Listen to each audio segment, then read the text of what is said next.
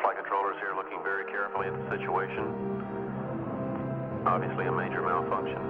Reports from the flight dynamics officer indicate that the vehicle apparently exploded and that impact in the water at a point approximately 28.64 degrees north, 80.28 degrees west. We are awaiting verification from as to the location of the recovery forces in the field to see what may be possible at this point.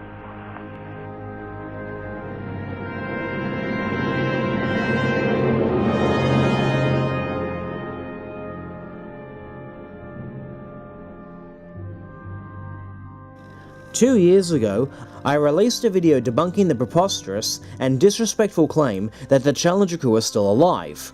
Last year, I released a follow-up video in which I dug up the research papers that the doppelgangers had published in the years before and during 1986, proving conclusively that they are not the astronauts. I first learned of this fake death nonsense in 2015, when Albino Galuppini sent me an email about it. I told him that the article was obviously false, pointing out that 2 of them are relatives of the astronauts and the remainder are obviously 2 different people with the same name. Galuppini ignored my email and began posting blog articles about the Challenger crew still being alive, along with all kinds of flat earth nonsense and space travel denial. In addition to propagating the same nonsense from other idiotic flat earth websites, Galuppini adds his own to the dogpile. If you recall previously, proponents of this faked death claim excluded Gregory Javis from their list. The reason why is obvious. They couldn't find another Gregory Javis close enough in appearance to the deceased. But Galuppini has his own lie to account for this omission. It is also possible that Javis is truly died in the explosion. Who wants to tell him? As he was really on board as a space shuttle pilot who, instead of reached the orbit, would have landed at a secret base in the desert, probably Area 51 in Nevada, or other facilities located in uninhabited areas. Javis was, indeed, a talented military pilot and on behalf of the Hughes aircraft was embarked on Shuttle Challenger. Where do I even begin with this nonsense? First, Gregory Javis was a payload specialist, not a space shuttle pilot. Michael Smith was the pilot on Challenger. Furthermore, in NASA's nomenclature, pilot is more of a first officer or flight engineer. It's actually the commander who does the flying, in this case, Dick Scobie. As a payload specialist, Javis didn't even ride in the cockpit. He rode mid-deck. Second, Area 51 is located in Nevada, which is west of Florida. The space shuttle, and for that matter, all Florida-based launches, take off on an eastward trajectory, which always takes them over the water. This is done specifically so that the rocket falls into the sea, and not on a populated area, in the event of an explosion, as was the case on Challenger. If the shuttle was to take off and fly to Area 51, spectators would have noticed it taking off on a more western trajectory. In fact, people from Las Vegas would probably have seen it coming in to land. Obviously, that never happened. Ironically enough, the only way for the shuttle to land in Area 51 would have been to first ascend into space, make at least one orbit around the spherical Earth, and then begin the deorbit procedure when Nevada was in range. In any case, people clearly saw the Challenger blow up. By that point, it ceased to be a usable flying machine.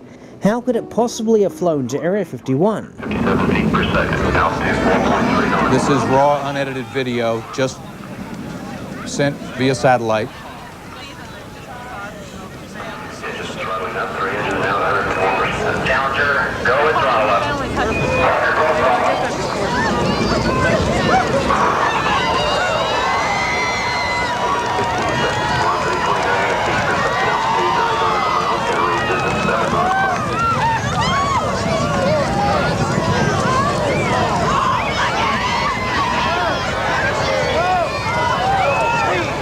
The picture you were just seeing is Christy McCullough's parents watching in horror. These are the students from her school.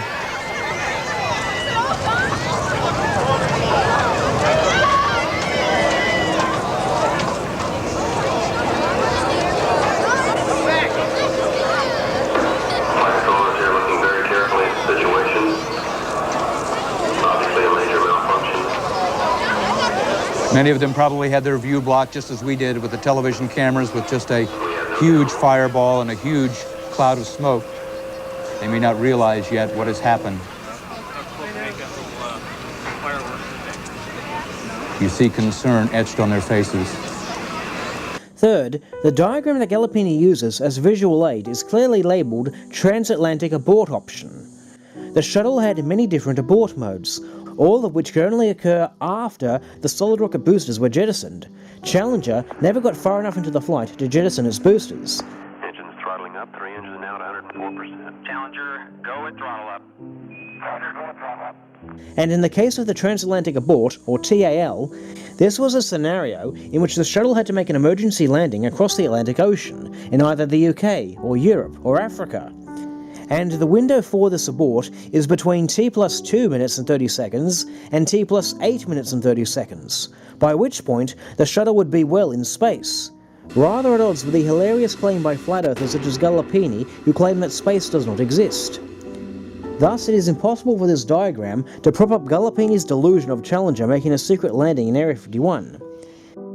Much more recently, Galuppini has claimed that Gregory Javis is still alive and masquerading as biologist Bruce Lipton. Once again, the same problems arise. First, the two bear little physical resemblance. Second, their respective educational backgrounds clash. Javis did his BSc in electrical engineering at State University of New York at Buffalo in 1967, and his master's in electrical engineering at Boston's Northeastern University in 1969. Lipton received his BA in biology at Long Island University in 1966, and a PhD in developmental biology at the University of Virginia in 1971. Keep in mind, it takes at least 3 years to earn these degrees. Third, a quick search pulls up 13 articles written or co-written by Lipton predating the Challenger disaster. The most recent is from 1983. The oldest is from 1972. The Challenger disaster was in 1986. Exactly when was the whole faking the death conspiracy thought up? Before the shuttle program started? Before NASA even existed? Once again, there is no evidence of a faked death. Just a bunch of scientifically illiterate kindergarten dropouts and con men desperate to prop up their flat earth fantasies at the expense of people who lost their lives in the exploration of space. If you want to hear about a conspiracy concerning the Challenger disaster, I suggest reading Roger Boisjoly's online essay or listening to his interview in the first video of this trilogy. Or how about the books written by Al MacDonald or Richard Cook? These are three of the engineers who were directly involved with the Challenger, the men who warned their respective bosses at NASA and Morton Firecall about the dangers of launching in cold weather, right up until the night before the launch. In these writings, you'll learn how NASA tried to cover up the fact that the engineers were worried, how NASA tried to paint a false narrative that there was no reason to believe an O-ring failure would be catastrophic. Wouldn't that have been enough of a conspiracy to investigate? I have here a letter which appears to be one signed by you, dated July 31st, 1985. And I gather from the files that we received from you, you wrote a series of letters or memos to, I guess memos is a better way to describe it. Those were activity reports. Yes. Expressing your concern about this problem of the seals and the O-rings and so forth. I would ask you, if you don't mind, to read that memorandum dated July 31st, which you wrote to R.K. Lund, who's Vice President of Engineering. Yes. Would you mind? Yes. This letter is written to ensure that management is fully aware of the seriousness of the current O-ring erosion problem in the SRM joints from an engineering standpoint. The mistakenly accepted position on the joint problem was to fly without fear of failure and to run a series of design evaluations which would ultimately lead to a solution or at least a significant reduction of the erosion problem. This position is now drastically changed as a result of the SRM 16A nozzle joint erosion, which eroded a secondary O-ring with the primary O-ring never sealing. If the same scenario should occur in a field joint, parentheses, and it could, then, close parentheses, then it is a jump ball as to the success or failure of the joint, because the secondary O-ring cannot respond to the clevis opening rate and may not be capable of pressurization. The result would be a catastrophe of the highest order, loss of human life.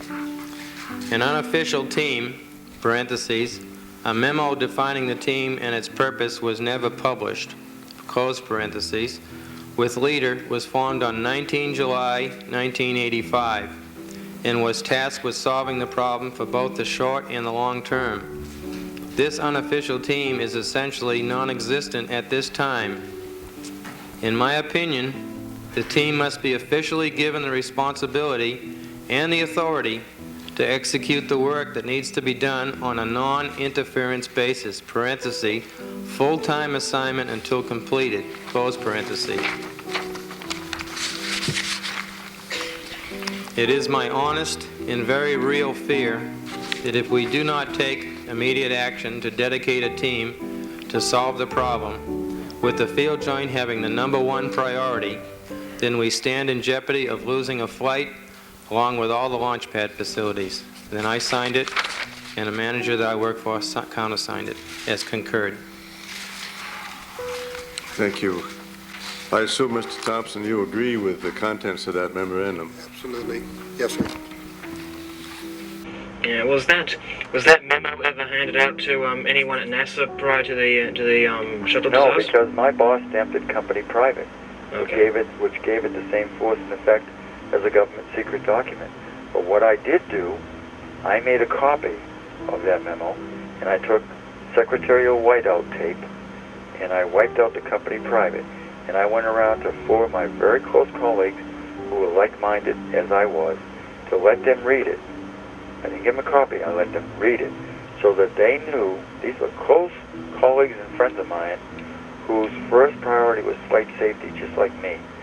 And I wanted them to know that I had put management on official written notice that if they didn't stop screwing around, they were going to pay a price to be responsible for killing the astronauts. Mm-hmm. And so that was as far as I could go with it.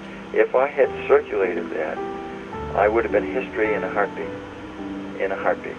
I would not have been able to stick around and try to make a difference because I would have been released. And that release would have actually come from the Center Director at the Marshall Space Flight Center, Dr. Lucas, because he had a far-reaching authority to reach into contractors' organizations and ruin people's careers, not only at NASA, but at the contractors' facilities. See, NASA knew the joints were lousy joints even before I went there in 1980. In 1977, one of their engineers tried to stop a lousy design from going forward, and he lost the battle. He tried for 3 years to stop the design from going forward, and he was denied every single time. So they knew the joint was lousy. They knew that they were taking a gamble of flying a badly designed joint and a fully functioning joint. It was just a matter of time. Well, can you imagine that NASA has a center at the Kennedy Space Center, one at the Johnson Space Center in Texas, and one in the Marshall Space Flight Center in Huntsville, Alabama, and then headquarters is in Washington, D.C. Well, can you imagine that the trouble with the Huntsville division or the center keeping a bad joint under covers and under wraps and secret from the ultimate decision makers in Washington, D.C. And if the people down there ever found out about the lousy design and the compromising stuff that had taken place, there would have been heads rolling. But the Center Director at the Marshall Flight Center, he ran that like a Gestapo prison camp. And I'm not exaggerating when I say that. He had his people under him scared to death because he could crush their career in a heartbeat. And he had basically stated that the Marshall Space Flight Center would never, ever be responsible for delaying a launch. Now that's sick. A guy like that should have been taken out and shot right on the spot. Can I quote you on that? Sure you can. Cool. So, you know, NASA has a history of being less than truthful about their screw-ups. Just like they did on Apollo. They said the astronauts at Apollo, on the Apollo fire, died instantly, which is, in fact, absolutely not true. They died an excruciating, painful death as they were inhaling flaming oxygen.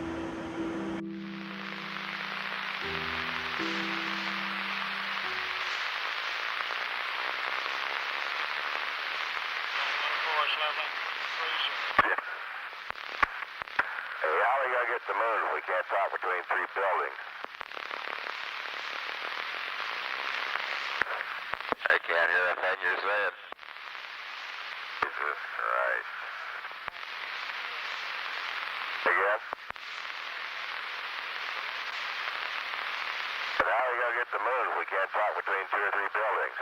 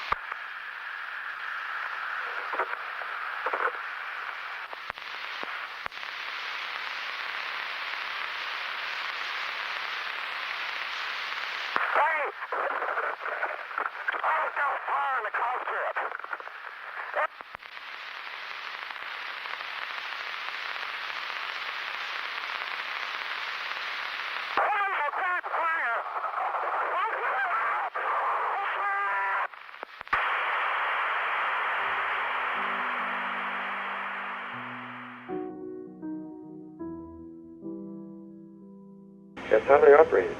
That's how they still operate. Columbia happened for the same reason the Challenger happened. Because you had two managers that were hell-bent to say that everything was okay and just come home. And they burned up and killed the astronauts once again. All because they canceled a $200,000 check of the vehicle from space and or from the ground. And one of the top managers, I think her name was Mia Hamm, canceled that request. Listen, we got such good optics that we can do stuff from space and from the ground that people would be horrified. I mean, they can tell you if you have hamburgers or hot dogs on a grill, from space.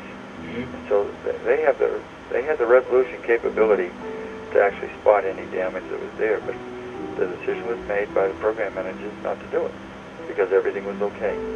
How could 2 pounds of density foam cause any damage to the leading leg? Well, during that investigation, they found out that a piece of 2-pound density foam propelled at Mach 0.8 blew a hole in the leading edge of the wing that was approximately a foot in diameter.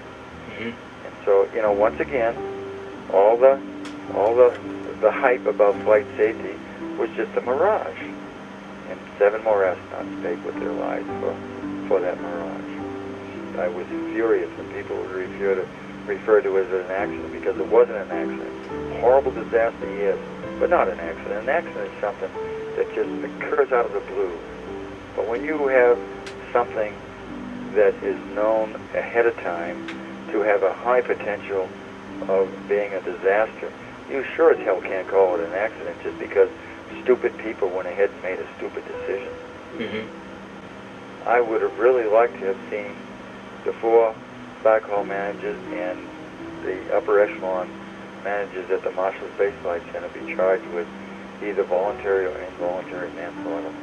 I would have really loved to have seen that happen, and the reason being is not because I wanted to get back at them, and please understand that that was not the motive and would never be the motive, but I wanted to get the attention of people in these positions that they cannot just cavalier make decisions based on their profit line, their profit motive, and disregard the number one priority in these programs, which was flight safety, without paying a price.